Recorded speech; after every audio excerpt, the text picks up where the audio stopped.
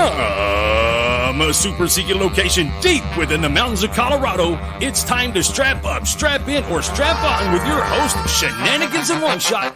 It's From the Ashes Radio!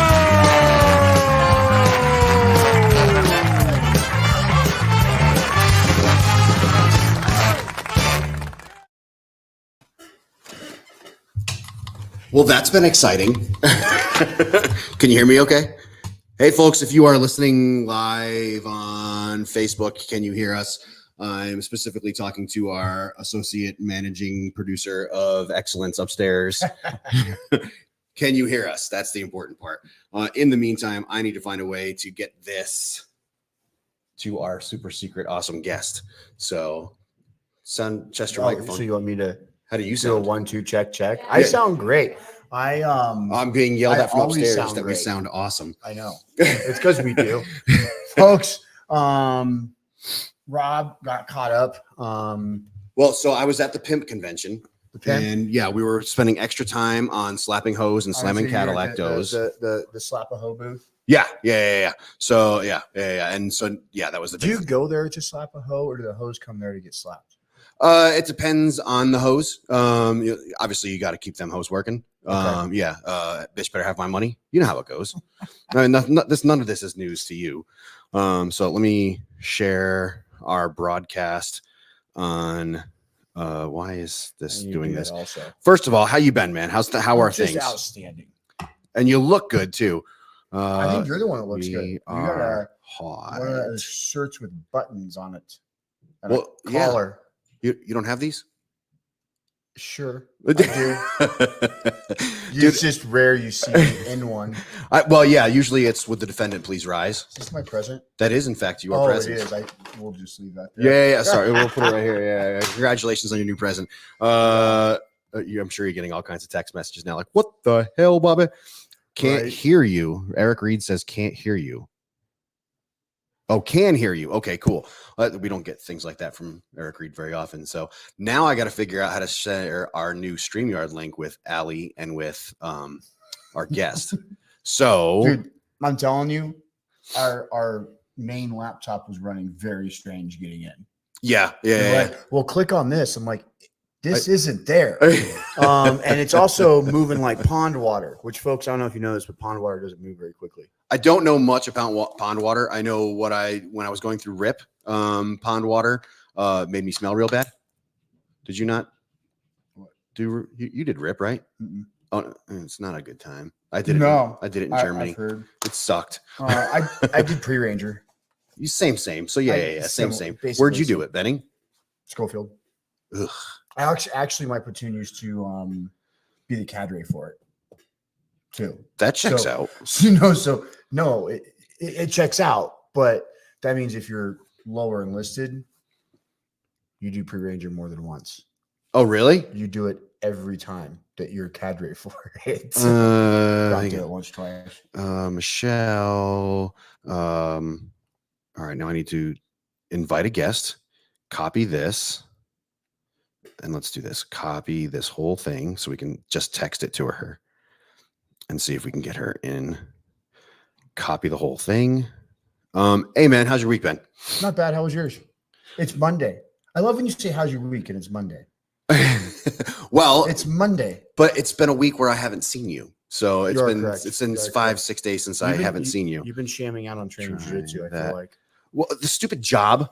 They want you to show up every single day. Did you tell them that you have priorities and they are not at the top? Those of us in the pimp industry, you got to take it as it comes. So let me text this. That's what the host did, was take it as it comes. Right? And I hope Allie gets this. Allie, if you're listening, I hope you get this. Carl. Yes. Okay. So there's just been too many this week. There's always too many, but you had one on the schedule, and I went to Google, a little Googling, and I found nothing on that group. So if you're listening to the show, go immediately to U.S. Army WTF moments. There you will find a text or a Facebook post that the First Engineer Battalion. Yes. Oh, first, no. Where'd you send that to me? I want to pull it up. Or can you think pull it up? It's over the Pimp Network. Yeah. I'm sure I can find. Yeah, that will definitely get. Yeah, so it's right here. WTF moments. And so, long story short, if you're a fan of WTF moments, why are you not a fan of U.S. Army WTF moments? You have got, you got to go with them. So, Beast Company, 1st Engineer Battalion, posts a bunch of pictures. Oh, and there's Michelle. So we're going to get her on the air in just a hot second. Beast Company, 1st Engineer Battalion. Don't know where they are. I assume they're a basic training company. They post a whole bunch of pictures of soldiers in training. I see that. Yeah. And one of the moms, God bless you guys. I'm so proud of my daughter. Their response to her on Facebook. Yes. Savage. So a mom is watching her daughter go through basic training, and Beast Company, 1st Engineer Battalion. Thanks for your support. Your daughter chose to go to sick call this morning instead of completing the training. Maybe next time. You can't hear it, but what they said is wah, wah, wah. So, ladies and gents, oh, and wow, all of the people commenting, you should take care of your soldiers instead of humiliating, smells like an EO complaint to me. EO? Well, probably not EO, but I mean, no, I know, but that's what mom said because mom doesn't realize there's no fucking EO in the military. Shut up, mom. My God. No. I mean, your kid was a puss and went to fucking sick hall. That's exactly what they said on Facebook. Like, we commonly, like, Allie's on here is like, folks, you do need to go to sick hall and document. Get the fuck out of sick hall, pussy. If you're in basic training, focus on your training. But let's get back to the important part. Really, we're going to call out soldiers on Facebook, like tell their mom, hey, look, your kid wasn't in training. Yeah, I mean, I think they should. Oh, Harrison's so great. Yeah, actually, she's in sick hall. She's shamming out. She's actually not training. Yeah, your daughter has shin splints. Let's see what the buttons do. That's not the one. That's not it. No, that'll do it. That'll do it. You can always go to your aid station after PT. Right, dude. Do you see why I say don't go to fucking sick hall? Unless you're fucking your legs doing this or there's blood spurting everywhere. Go to formation, go to PT, go see your medic after, unless you are So you were a platoon sergeant at one point. Would you change the sick call procedures? Because like right now it's going to sick call is the perfect way. You got a PT test coming up? I just immediately ask them for their profile when they come back for it. Well, yeah, that's what a good leader does within the parameters of what their sick hall slip says. That's what a good leader does. No, that's what a good combat arms leader does. I'm not saying because combat medics are in there too. I think it's we admitted our pokedness. I think it's a conflict. You're encouraging because sick call. Hey, is it PT test day? Junior, tell Seth to move to his right. The light behind him is blinding. No, that's just his natural persona, man. I don't know what you're talking about, Junior. It's my halo. Yeah.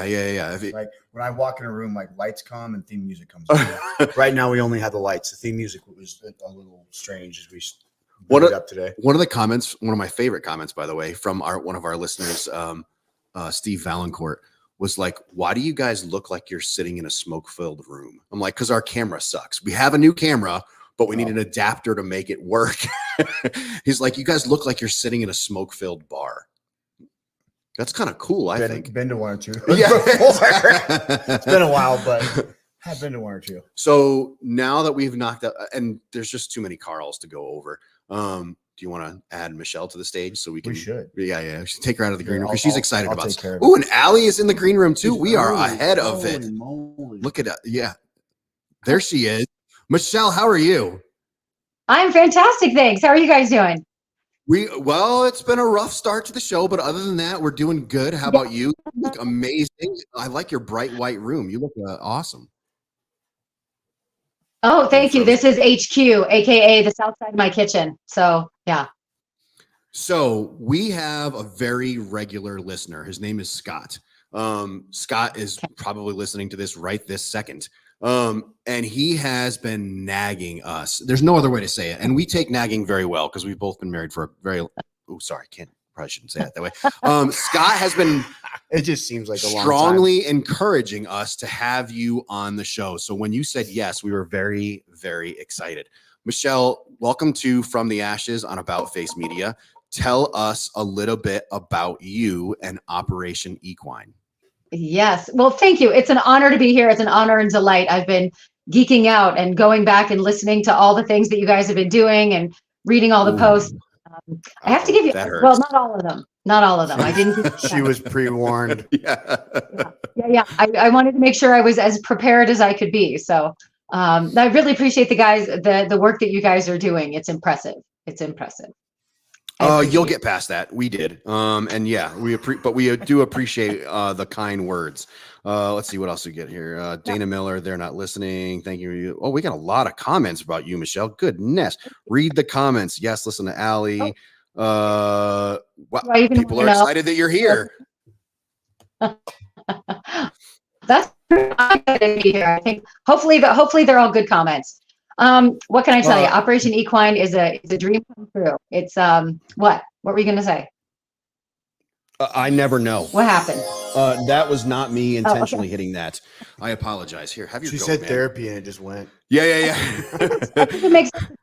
It's the dream come true button. That's fair. The dream come true button. That's fair. I'm gonna keep hitting it. Yeah. Every time I say something, well, everyone jokes about unicorns and rainbows, of course.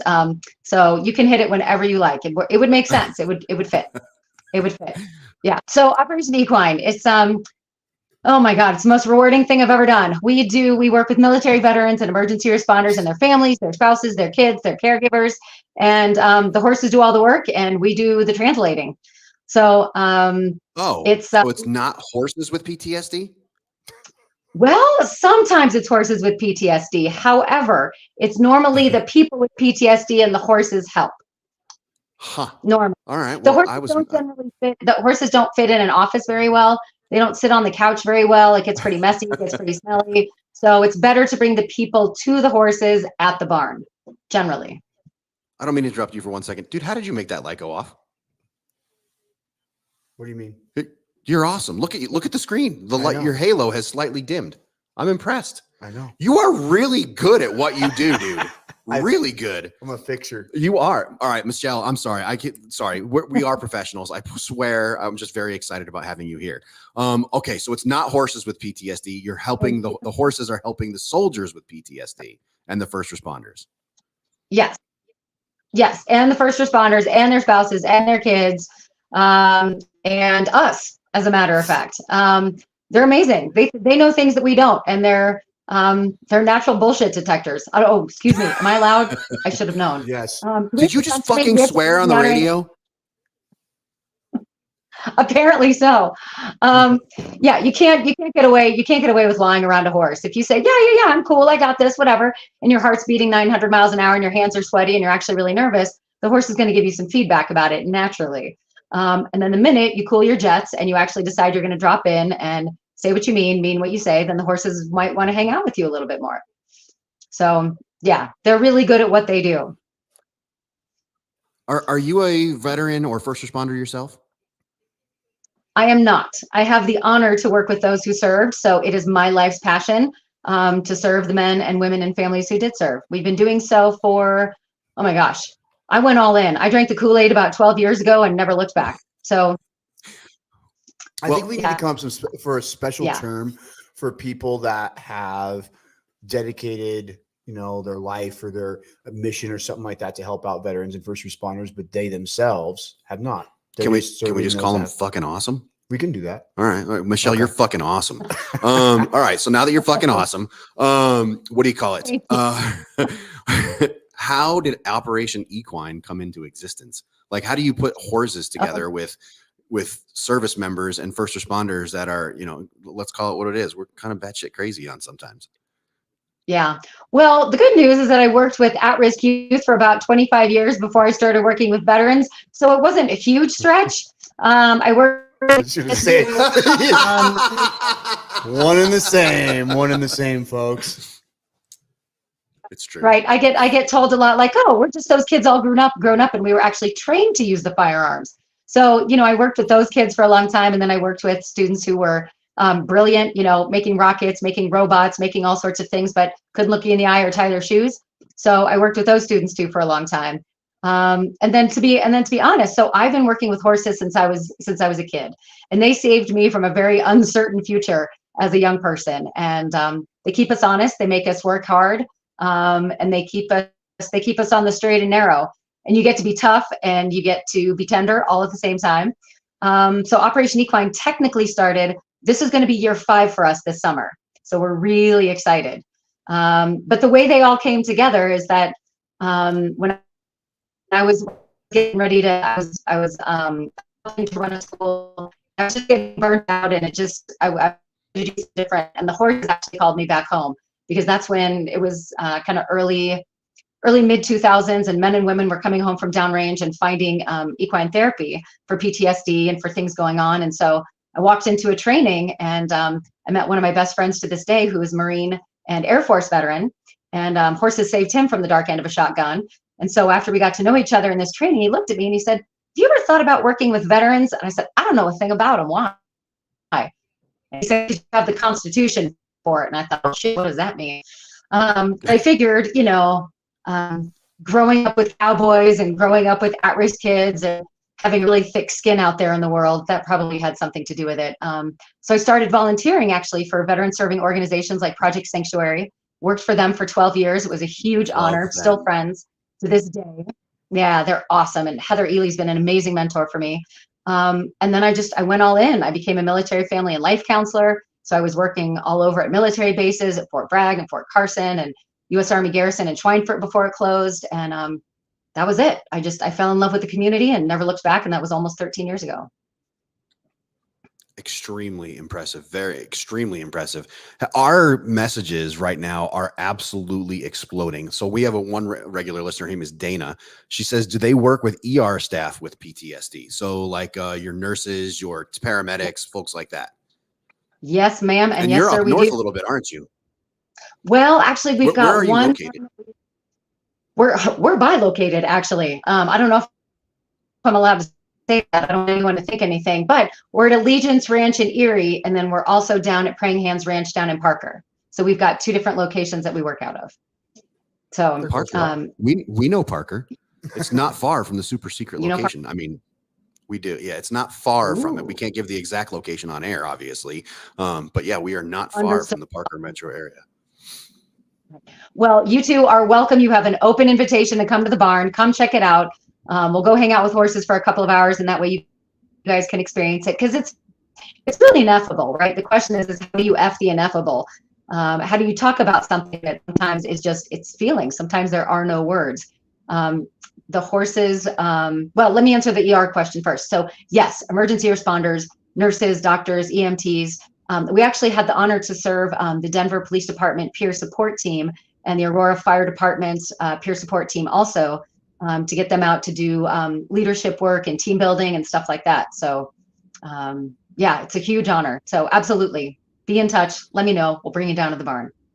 One of our least favorite listeners, because he just never shuts up, is Eric Reed. And he says, every time I ride a horse, my ass hurts. I think I'm doing it wrong. No, you're doing it perfectly right, Eric. There's so many inappropriate things I could say, but one of the appropriate things I will say is that all the work that we do is on the ground, except for the Warrior Pack Trip. So a lot of what we do is, most of what we do is on the ground when we do the therapeutic work, but I created something called the Warrior Pack Trip program, which is we take the best of what we do on the ground, doing different activities, doing different groundwork. We put a lot of mindfulness training into the work, and then we hire an outfitters. We go out into the Flat Tops Wilderness, 3 days, 2 nights out in the backcountry, and then come back and integrate it all back on the ground. So that's the work that we do when we're riding. But otherwise, it's and I'll bet that's where you get your results. I'll bet that's where you get a lot of results. You know, you'd be surprised. There's quite a few results on the ground as well. So, I mean, you can't make up the stories that happen. You don't have to. I mean, one of the organizations that we work closely with is the Marcus Institute for Brain Health. And they have a 3-week intensive outpatient program for veterans and emergency responders, PTSD and TBI. So we're their equine program. So they do art therapy, they do movement therapy, they do group therapy, they do individual therapy, they do PT, they do all sorts of things. It's an amazing program. Highly recommend checking it out. And they come to us for a day of equine. So there's this one guy, he was terrified to come into the barn. Just anxiety, his anxiety was out the roof. Took him a half an hour to even walk in the building. So he finally gets in the building and he walks in and he joins the group, and this horse is standing 4 feet in front of him, just looking at him. Just looking at him. They know. And his heart, They know. Like his shoulders are up, his eyebrows are up, the kid's not breathing. I mean, bless his heart. And he was doing everything he could. He was standing at parade rest, doing everything he could not to look at this horse who was standing 4 feet in front of him, right? He wasn't even breathing. So finally the horse, who's just being so gentle, he puts down his head, like really, really low, kind of puts his nose down at this young man's chest, and he starts breathing. Just starts breathing. And the horse is just super chill, just standing in front of him. All of a sudden his shoulders come down. He's breathing, his jaws relax. Next thing you know, his hands are on the horse's cheeks, just his face cheeks, by the way, smart Alex. His hands are just on the horse's face, just relaxing, just getting just the horse pet therapy. And the horse's head is getting lower and lower. He's got the horse asleep in like 4 minutes. So everybody's all relaxed. Next thing you know, he's petting the horse on the neck. He's standing next to the horse. The horse is with him for the rest of the day, and his anxiety came down in less than 10 minutes. We don't deserve animals, man. They are so good to us. I say all the time that every dog is a therapy dog. Sounds like every horse is a therapy horse, man. That's pretty impressive. I love stories like that. I will say they are in one way or another, because being humbled by a horse is also, you'll never forget being humbled by a horse, because they have teeth and they have legs and they have, let's just say they have non-subtle body movements that will get your attention very quickly if you are not who you say you are, or if you're not being who you say you want to be. So I have someone very close to me, my daughter, who rides horses a lot. She rides competitively. And after watching her compete a few times and not hit a jump or two, I'm not really sure how else you want to say that. Basically, she fell off the horse. There's no other way to say it.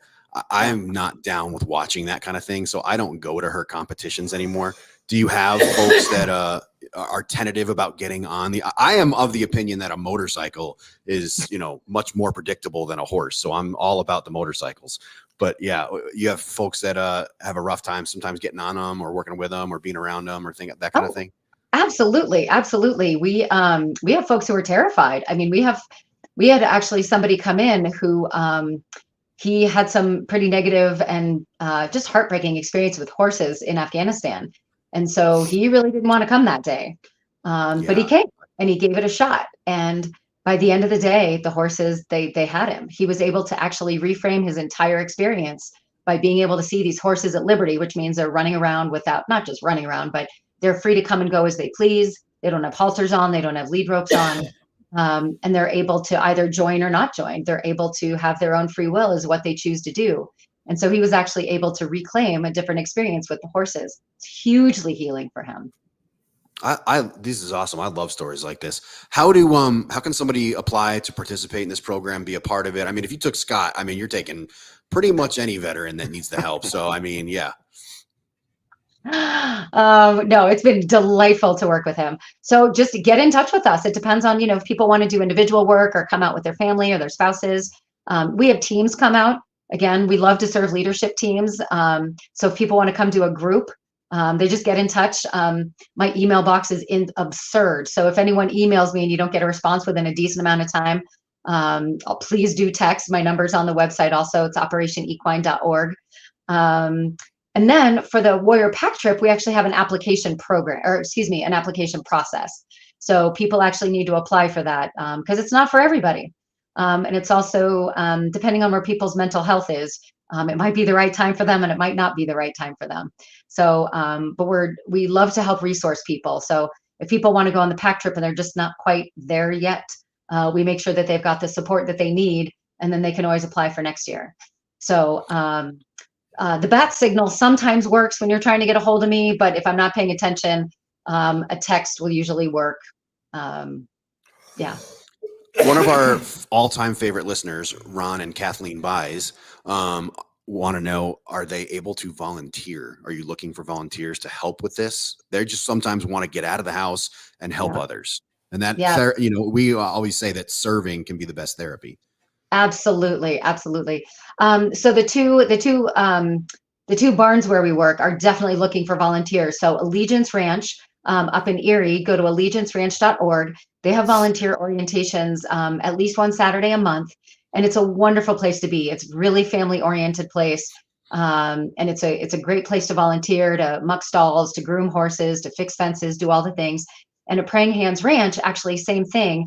They also really appreciate volunteers, and you can actually, they do therapeutic riding at Praying Hands Ranch. So if someone wants to get more involved, they're called sidewalkers, or they lead the horses. So when there's disabled kids or kids who are also adults, actually, who are differently abled, there's a way to get on the horse. And then you have people who are helping to keep the person on the horse and a person leading the horse. And so Praying Hands Ranch is always accepting volunteers. And stay tuned, because at Praying Hands Ranch in the spring, we're actually going to be starting a Veteran Volunteer Day, hopefully at least once a month. That is exactly what Ron wanted to hear. So that's excellent. I just read your hat, dude. That is a banging hat. This is pretty awesome. That's an awesome hat. I love your hat, man. What do you call it? You know what? I'm going to be as respectful as your time as possible. My hetero life mate over here is going to give you the outgoing instructions and hook you up. Michelle, I can't thank you enough for being a part of the show. It's all yours, homeboy. All right. So at the end of your time with us, we give you your own time. So if we might have glossed over something, if there was something that we didn't bring up that you wanted to talk about, please, you get about 2 minutes. Also, share any socials you have with the program or anything like that, how we can get a hold of you. Awesome. Thank you. Yeah, no, it's a delight to be on here with you guys. Thank you. So operationequine.org is the website. We do have a Facebook page. We also have a LinkedIn profile, always trying to keep up with all of it, of course. I just completely failed at making us an Instagram account, but eventually we'll be able to get that back up and running. Yeah, clearly I'm not the tech girl, Rob. You know this. I'm trying. In 2024, it's my year. We're also going to have our annual fundraiser, the Barnyard Jubilee, in August. We don't have a date yet, but we should have it. Yeah, you guys need to be at the Jubilee. You get to wear your We dress love up. Jubilees. Yes. Yeah, you need to come to the Jubilee. It's going to be a party not to be missed. So that'll be in August. We'd love it if you guys could come join. I'll make sure you guys know the date when we get it posted. Absolutely. We'll be there. Absolutely. You need your hetero life mate to come and dance with you. I will say, right? You guys can do a little boot scooting, right? I have a wedding in August, so I have to learn how to dance anyway. So this is kind of perfect. Perfect. Horses and country western dancing go well together. Can I read something real quick? Do I have 1 more minute can I read something? The floor is yours. You take all the we say 2 minutes. We never mean 2 minutes. Oh, good. That works for me because I'm Jewish, so I run on Jewish Standard Time. So it's kind of like ish all the time. I know it's hard with the military. It's really, really hard. I try to stay on time and it doesn't always work. The reason I want to read this is because Operation Equine was fortunate enough last September to get an award. We got the Community Heroes Award for the Douglas Community Foundation Awards Heroes Gala last year. It was a huge, huge honor. And what I realized is I went to write something and we ended up having a bunch of meetings today, completely separate from one another. I got feedback that people remembered what I said at the awards ceremony. And I thought, you rarely get feedback like that. So I was really, really touched. And so I was looking back over it today before I got on the show to say, gosh, what was it? What was it that really touched people? And so if I may, one of the things that people always do is it was one of the first questions you asked is why horses? Why horses and veterans? So that's going to be my answer to you. So I won't read the whole thing, but I want to read this part. So I wrote, it's horses because sometimes we just don't have the answer to how was your day? It's horses because we can't give an answer to the infamous therapeutic question, and how did that make you feel? It's horses when we are bone weary and questioning our humanity and the humanity of others and trying to stay stoic so that we can keep it together for the next mission, the next call, the next order of business, and we don't want to feel judged or make small talk or explain ourselves. And so we go to the horses where we are reminded to breathe with their breath, to feel the warmth of their bodies, to feel their huge hearts in training with ours, to slow our own heartbeats without even trying. And we go to the horses because they know we're lying. When we say, no, I'm fine. But they don't judge us for it, and they don't take it personally, and they don't take our stuff on, and they don't try to save us or rescue us. They are there to be with us. The only things they want to know about you is, am I safe with this human being? Can I trust this human being?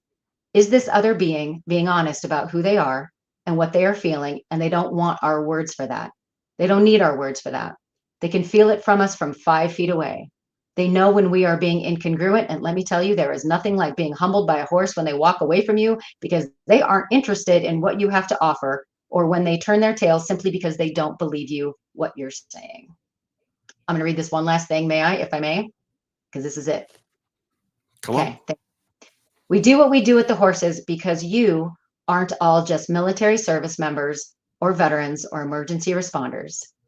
You aren't just warriors and protectors and defenders. At the end of the day, you are not just your rank, your uniform, your time in service, or your branch of service. You have names, and you have spouses and partners and children and parents and friends and loved ones. And as I believe, you are all also children of the divine. We all are. We believe at Operation Equine that you are whole, perfect, and complete right now, just as you are. And although sometimes you may feel broken, you are not. You may hurt, and you may sometimes feel things that you don't want to feel. The goodness of the world. That's why horses. They aren't interested in your stories. They're not interested in your beliefs. They're interested in who you are, not just who you say you are. There are a lot of thumbs going up across the Facebook marketplace or the Facebook metaverse right this second. Lots of people are giving thumbs up to this right this second. That was a very good writing. Yeah. That was very, very good. I see why lots of people gave you positive feedback on that. Did you hear our interview with Eli Gardner, the author? Ooh, I did not. So she rescues horses, and she more or less says that horses rescue her. And she's not allowed back on the show because she made me a little moist in the eyes. And you almost lost your invite. So that was pretty good. That was real good. I liked it. Well, thank you. Thank you for the airtime. It's written from the heart, and that's how we roll at Operation Equine. That's one of the things that makes us different. Facebook, Instagram, all that stuff. And we're going to put all your contact information, your email that you are overwhelmed with, in the show notes when we publish this to Spotify, Apple Podcasts, and all those places so people can find you as well. Ladies and gentlemen, we have been talking with Michelle Kay with Operation Equine, a highly recommended program from a very respected listener on the show, Scott. I can't thank you enough for making the recommendation to have Michelle on the show. You were not wrong. Michelle, thank you so much for taking time out of your Monday nights to be a part of the show. We sincerely appreciate your time. It's a delight. Thank you so much. I look forward to hearing more. You're going to hear a lot more. Guys. Not all of it family friendly, but you'll hear it. I look forward to it. Bye. Just bring her on. Just bring her on now. I was. Yeah. Hi. Hey, Allie. Why do you guys put me on after incredible people? Hey, why do you do that to me? You guys make me look bad. Well, because we don't have people who are not incredible on this show. So why are you clutching your pearls? Oh, I know. I Allie wore with these her to work pearl today. necklace. I wore these to work today. I took everything off and I missed the joke. What? You did what? I missed the joke. I was commenting on your pearl necklace. That's it. You are not in the regular office today. Where are you at, dog? This is my dining room. Oh, look at us. You're moving around for us. Kind of badass. nice. Yeah, that is a nice dining room. I would dine there. Thank you. If you're ever invited. Yeah, exactly. Well, I mean, we're going, 2025? Is that when I we're going? just sent them out. I just sent out the save the dates today. Yay. Hey, Allie, what do gay horses eat? Hey. Hey. I've been Did you dying to guys use that hear? joke all day. Did you guys hear about that king that was only 12 inches high? Terrible did not. king, but great ruler.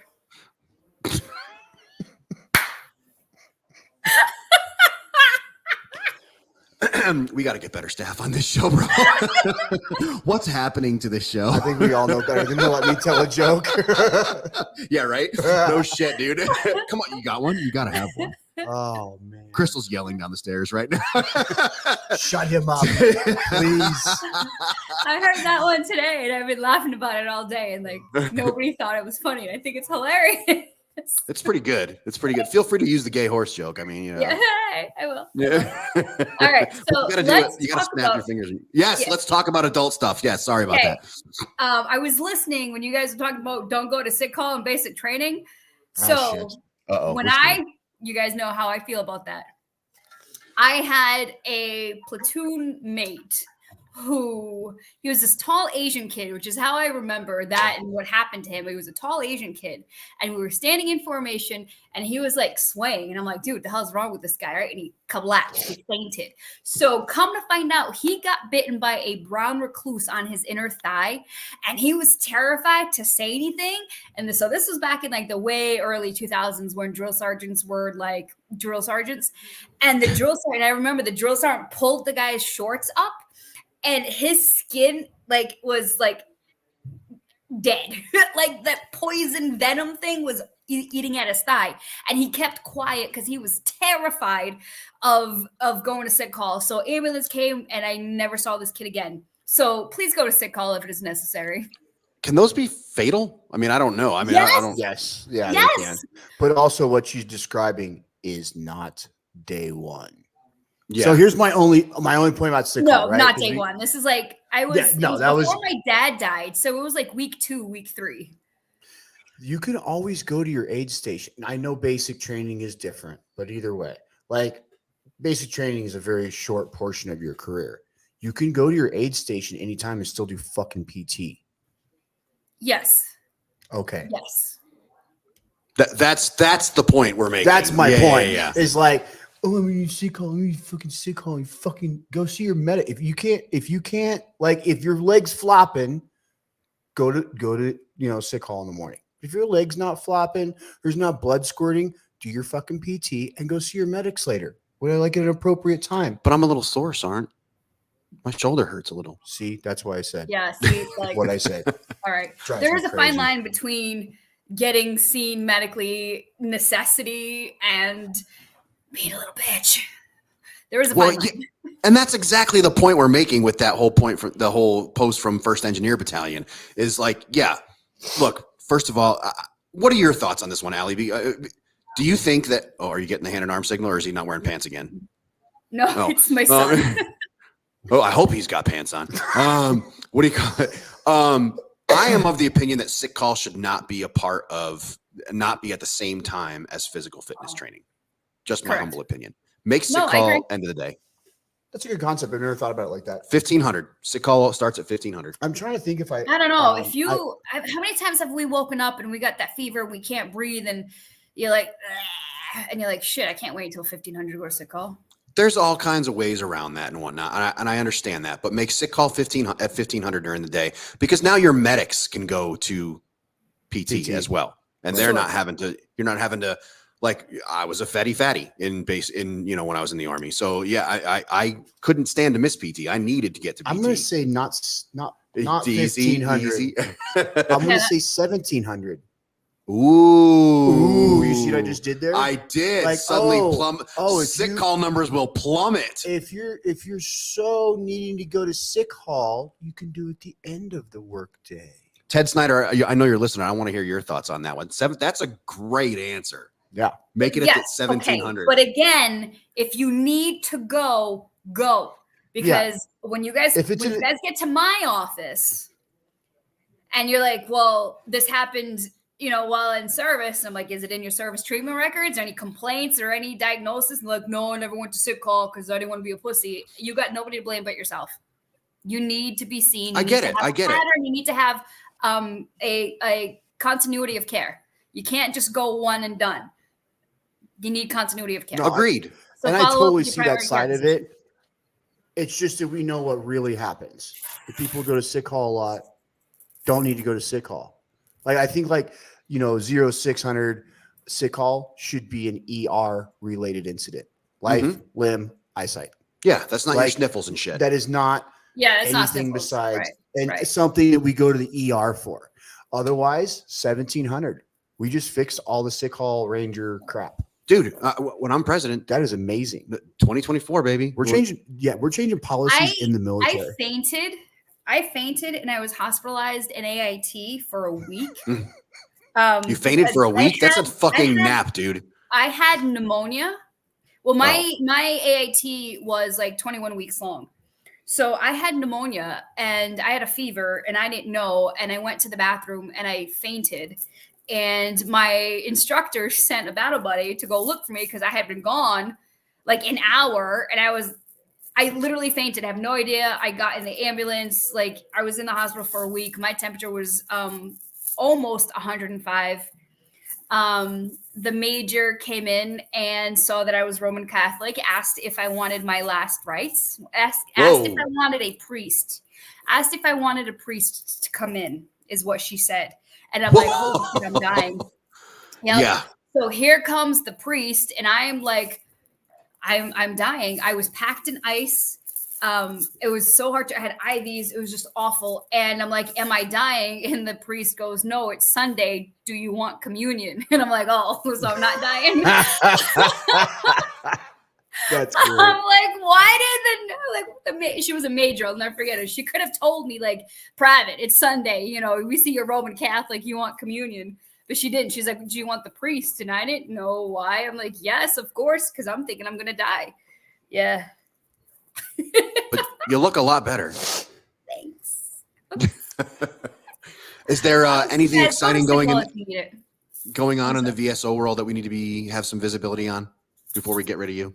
Not right now, not nationally. The Commonwealth of Massachusetts, our governor just passed the HERO Act, which is the most comprehensive bill that the Commonwealth has ever passed. It is going to double property tax exemptions. So we went from 400 to 800 if you're 10 to 90 and 1,000 to 2,000 if you're 100%. It has created a women veteran plate. It has gotten rid of the fees associated with veteran plates and specialty plates. If you are a veteran, you no longer have to pay your fees. Love it. It has opened the door to mental health and all types of healthcare. What else? There's like tons of stuff. I mean, this is a huge bill, and I've only read like 3 pages of it. But so that's we're taking it nationally. When are we taking this national? Yeah, so there are 2 bills in the House right now. Last year it died. It went to the Senate and it died in the House, or it died in the something. Somebody killed it basically. And it was $5 million over 5 years, and it was for national VSOs so counties could get better training, better trained VSOs. Current VSOs could get a salary because, again, a lot of VSOs are volunteers. Let's get them paid. Let's start there. I'm not coming in on a Friday like, fuck you. I'm not doing that. I got other shit to do. So if we hire quality trained veteran service officers and not just one for the entire state of Texas, then veterans will get their benefits. So I actually went to the Capitol, went knocking on doors. Hey, here's these 2 bills. We need this passed. So we got that going on. The VFW has been doing great work trying to get these bills passed. So call your congressman, dude. Call your representatives. Call your elected officials. They literally work for you. Like, I don't know why people are so afraid to call them. Call them. And veterans, if you're listening, go join your VFW. Yeah, a lot of them are in some rough shape, and yes, have a bar and encourage drinking and whatnot. Find yourself a good VFW, or better yet, take over your VFW. It is your veteran of foreign wars. It is your post. Take it over. Kick the bar out. Make it an art gallery like VFW Post 1 did. And start doing good things for veterans. Yeah. So I get a lot of questions from like the other guys, like, oh, Allie, now that you're here, because I'm the first female veteran services officer in the city of Taunton. So yay. Like, well, now that you're here and you're young, how do we get people into the VFW? And I'm like, you need to change. You need to be accepting. You need to understand that my generation of warfighters is not your generation of warfighters. There are women amongst the ranks, and you can't call us fucking toots. I walked into a VFW and they're like, hey, toots, and I'm like, I'm out. I'm like, you have no idea who I am, what I did, where I served, and you call me toots. I'm changing her contact information on my phone to Toots. I know. I was just thinking about how much they're gonna have. You can call me That's Toots. a real I'm thing like, from that generation. Like, they're so reluctant to change, and they have to understand that we're not the good old boys. Like it's not like society has changed. You know, where both spouses are going to work, both spouses are raising kids. Like they have to be open to change, and a lot of these VFW posts are dying because Folks, they if you're listening and you're part of a VFW, go check out VFW Post One and follow their lead. The things they are doing are freaking amazing. They took the bar out. You're not going to get a beer there. They're not all sitting around drinking beer and telling war stories. They've turned the whole thing into an art gallery, and it's all veteran created art. And it can be anything you want. People are knitting. People are making paintings. And it's not like war paintings, not like our favorite Invader Girl. oh, Jesus, yes. It's some pretty cool like comics and stuff like that. Therapeutic art, Yeah, for real, dude. something positive. Yes. Yeah. Exactly. Have you guys- Besides cigarette smoke and whiskey. Yeah. I mean, What? I like cigar smoke and whiskey, whatever. But have you guys seen Combat Crochet on TikTok? I haven't, but I'm going to look it up. Yeah, so he's I want to say 2-time Iraq war veteran, saw some shit, and as part of his therapy he started to crochet, like just to calm his mind. And then, you know, this is his story and I'm probably butchering, and then it turns out that he actually likes it, so now he makes like incredible works of art just crocheting. It's combat crochet. I'm telling you, the veteran population, we're taking over the world. Dude, we're so Absolutely. awesome. We're I so agree. awesome. Between Like, art, crochet, animals, we're first of all, flip-flops. yeah. Oh, combat flip flops, thigh huggers, making awesome shorts. I mean, yeah, well, yeah, we're awesome in that way. Yeah, knife making, woodworking, like what? There's literally nothing we cannot do. Like I had Skull splitters. Look at that bad Yes. motherfucker right there. I have a singer. I have this little Cape Verdean veteran who served in Vietnam, and he was a professional singer. I poets, like it's incredible. There's nothing we can do. And we're taking over the world, no question. As we So should. I love it. Hey, you got anything to add to the safety brief for this week? No, no gloves, no love. When in heat, wrap the meat. When in heat, wrap. I don't think The I've heard meat. that one. Yeah, that's a new one for me too. Also, she's really? saying that as she's playing with her pearl necklace. Yes, she is. Good on Mr. Rodriguez. That is so awesome. This is going to come up in conversation later. I want to be clear about that. Yeah. You can text me later. All right, Aloysius, we are going to about to go do our safety brief, and we're going to do you want to stick around for our Never Forgotten? Nope. I got Okay. no. Actually, yes. Just real quick before I go, one of the Navy SEALs is a Massachusetts native, and the entire state shut down for him, and we welcomed him home, and our flags are half mast, and it's just like that is the definition of a hero. That is a definition of a hero. He saw somebody in help, he jumped in without any regard for his life to rescue his brother, and unfortunately, he was lost too. That is a hero. It completely is. Yeah, jumps in after his. Yeah, that's sticking with your battle buddy to the Yep. point of. Yeah, so well done. Yeah. All right, Al. Thank you so much for tonight, and we appreciate it. We will see you next Monday, and Yep. thanks for being flexible with the links. So I appreciate it. Always. Good night, Allie. Bye, banana heads. Good night. Bye. What do you got for the safety brief? This one Well, first. No, it's all you. It's on me. All right. So, folks, yeah, last week, we wanted to talk about this last week, but there was a lot going on. We lost Michelle Young last week, for those that don't know, and thank you for all the feedback on that one. Under the darkness of night in the rolling high seas off the coast of Somalia, members of the U.S. Navy SEAL Team 3 began to climb aboard an unflagged ship that was carrying illicit Iranian-made weapons to Yemen. As Navy Special Warfare Operator Second Class Nathan Gage Ingram began climbing the ladder onto the boat, he slipped, falling into a gap that the waves had created between the vessel and the SEAL's combat craft.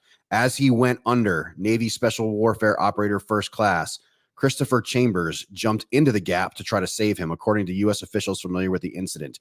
It was an instinctive act honed by years of training, one teammate going in after another's aid. But weighed down by their body armor, weapons, and heavy equipment, the two SEALs plunged into the depths of the Arabian Sea and died. spoke on the condition of anonymity, provide details on the January 11th raid. Ladies and gentlemen, please, when you put your hands together tonight and you drop to your knees before your head hits the pillow, please remember those two Navy special operators, the Navy SEALs that gave their lives. One gave his life for his brother. One had a tragic accident during the event, and the other gave his life for his brother, went in after him, and they didn't come to the surface. So please remember those two Navy SEALs when you put your hands together at night and say your prayers. I'm going to say for this week's safety brief, if you have a bite of some type on your inner thigh, Get it checked out. any kind, get checked out. As quickly as possible. Yeah, you need healthcare. Don't wait until you're passing out in a formation before you do that. What else you got there, Seth? That's all I got. That's all you got? Next night. Next week, we have Michael King with the Motorcycle Relief Project on the show, one of my all-time favorites. We are partnering with One More Wave coming up pretty soon here. They're going to be a partner of the From the Ashes radio show. Do you remember when we had Rob Garnett on teaching veterans how to surf? Love it. All right, ladies and gentlemen, thank you so much for taking your Monday night to be a part of From the Ashes. We will see you next week at 6 p.m. live right here, where we'll have Michael King with the Motorcycle Relief Project. Thank you for listening. If you're looking to reach out to Operation Equine, you should absolutely do that. And thanks a lot for being a part of the show, folks. We really appreciate you being here. Have a great night.